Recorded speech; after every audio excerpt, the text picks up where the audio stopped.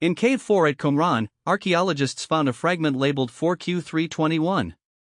It lists priestly courses rotating week by week through a year. Not a lunar year. Not the 354-day cycle the temple in Jerusalem followed. 364 days. Exactly 52 weeks. A calendar where every festival falls on the same day of the week, every year, forever. The sun rises. The sun sets. Nothing drifts. The Book of Enoch describes this system in chapters 72 through 82. The sun enters through 6 gates in the east, exits through 6 gates in the west. The year divides into 4 seasons of exactly 91 days each. 13 weeks per season. 4 seasons. No remainder. Enoch calls it the law of the luminaries. He says angels showed it to him. He says forgetting it is sin. But we do not use this calendar. The rabbinic calendar that emerged after the Second Temple's destruction follows the moon. 29 or 30 days per month. 12 or 13 months per year. Passover wanders through spring. Yom Kippur drifts across autumn. The dates shift. They have to be calculated. Someone has to decide when to add the extra month. Someone has to watch the barley ripen, spot the new moon, send out messengers to announce the festivals. The solar calendar required no messengers. No one had to see anything or decide anything. Day 1 was always the 4th day of the week, the day God created the sun. The calendar began with light. It moved with light. If you knew the day creation started, you knew every holy day that would ever come. So where did it go? The Dead Sea community at Qumran used it.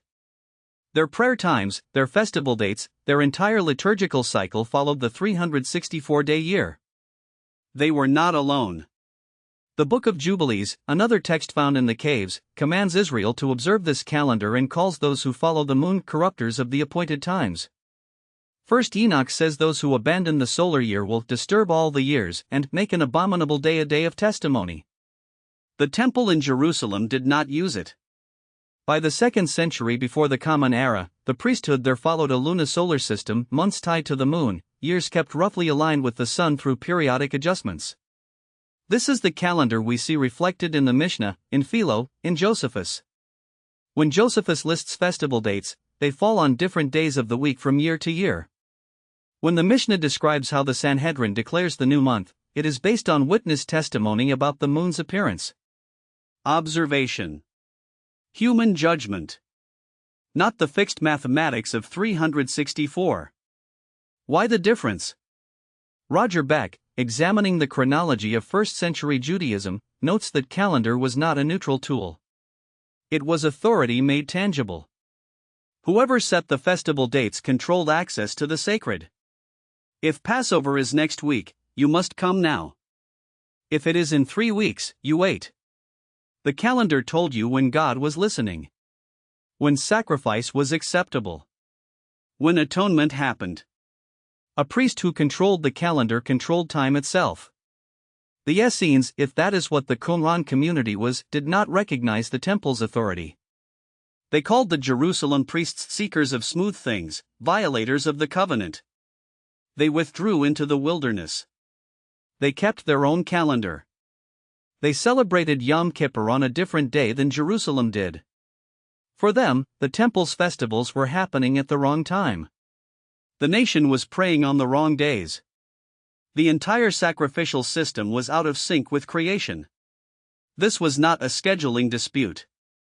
The Book of Jubilees says the 364-day calendar was given to Moses on Mount Sinai, revealed alongside Torah itself. First Enoch says it comes from before the flood, preserved by Noah, taught by angels. To abandon it was not just a change in practice. It was abandonment of divine order. A break with how time was supposed to flow. But the lunar calendar won. After 70 CE, after the temple burned and the priesthood scattered, the rabbinic tradition that crystallized in the Mishnah and Talmud followed the moon. The fixed solar calendar disappeared from Jewish practice. By the time the Church Fathers wrote their Easter computations, they assumed Jews had always followed a lunar system. Jerome knew about the Book of Jubilees but dismissed it. Augustine never mentions it. The 364-day year became a relic. A Dead Sea Scroll. A fragment in a cave. What was lost? Predictability, first. With the solar calendar, a child in Galilee and a priest in Jerusalem would always know, without consultation, without waiting for a messenger, that the Day of Atonement fell on a Friday, every year, the 22nd of the 7th month. No one could move it. No authority could shift it for convenience or politics. The calendar was not a tool of coordination. It was a map of how the universe worked. You did not manage it. You followed it. Certainty, second. The lunar calendar requires someone to decide. Is this month 29 days or 30?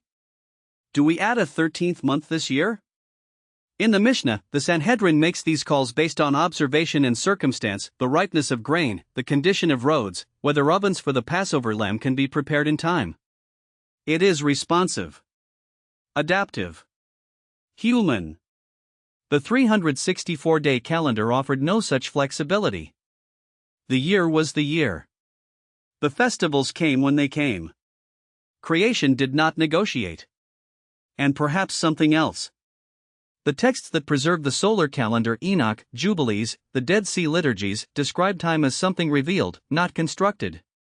A gift shown to the faithful. A pattern woven into the fabric of existence before humans were made. When that calendar faded, did something shift in how we imagine our relationship to time, from inhabitants of an eternal order to participants in an ongoing negotiation about when the sacred happens?